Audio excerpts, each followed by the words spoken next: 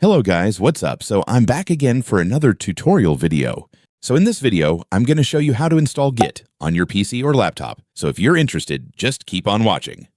But before all that, if you are new to my channel, consider to like and subscribe for more videos like this. And also, you can comment down below if you have something that you want to make a tutorial about. So without further ado, let's start the tutorial. So to install Git on your PC or laptop, it's actually pretty easy. Just follow what I'm going to do.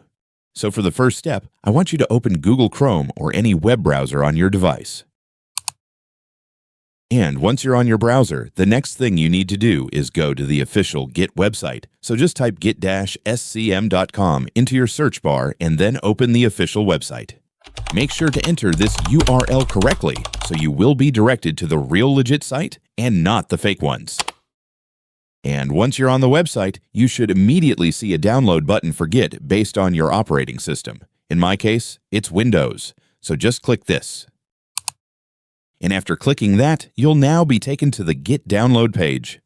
Here, you'll see several download links and versions available. I recommend choosing the latest stable version, which is usually listed at the top, since it contains the newest features, improvements, and bug fixes. And then you'll notice that there are different installer options, such as 64-bit Git for Windows Setup and ARM 64-Git for Windows Setup. If you're using a regular desktop or laptop with an Intel or AMD processor, which is the case for most users, you should download the 64-bit setup version. However, if you're using a device with an ARM-based processor, such as some newer Windows laptops powered by Snapdragon chips, then you should choose the ARM 64 setup version instead. If you're not sure which processor your computer uses, don't worry. For most PCs and laptops, the 64-bit setup option is the correct one to download. So in my case, I'm going to choose the 64-bit setup version and click it to start the download. And after that, the Git installer will start downloading. Just wait for the download to finish. Once it's finished, open the installer file to begin the installation process. And then right here, just click Next. And here for this setup. For most users, the default settings are already perfectly fine, so you can simply keep clicking Next through the installation options. And then on this step, you'll be asked to choose your default editor for Git. For this section, I recommend selecting the code editor that you use most often. For example, if you mainly use Visual Studio Code, then I recommend selecting Visual Studio Code here, since Git will use it whenever you need to edit, commit messages, merge conflicts, and other Git-related files. If you use another editor such as Notepad++, Sublime Text, or Visual Studio, you can select that instead. However, if you're not sure what this setting does, it's perfectly fine to leave it at the default option, which is usually Vim. However, if you're not sure what a particular setting does, I recommend leaving it at its default value. And once you reach the final step, click Install.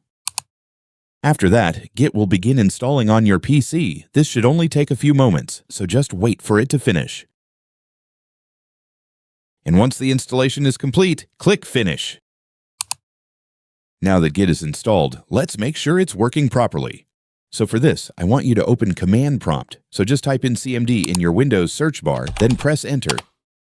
And then that should automatically open your Command Prompt window.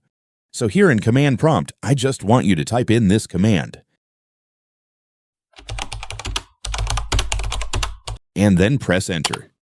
Now, if Git was installed successfully, you should now see the installed version of Git displayed on your screen. If you don't see the version number and instead get an error message saying that the Git command is not recognized, then it's likely that Git was not installed properly or the installation process was interrupted. In that case, I recommend closing the terminal, reinstalling Git, and making sure that you complete all of the installation steps correctly. Or you can also try restarting your computer after installing Git, since sometimes the system needs a restart before it recognizes newly installed programs. But if you can see the Git version number on your screen like this, then congratulations, Git has been installed successfully and you're ready to start using it. And so that's just how you do it, guys. Now that you've watched this video, you can now do it yourself. So that concludes for our tutorial video for today. Thanks for watching. Goodbye.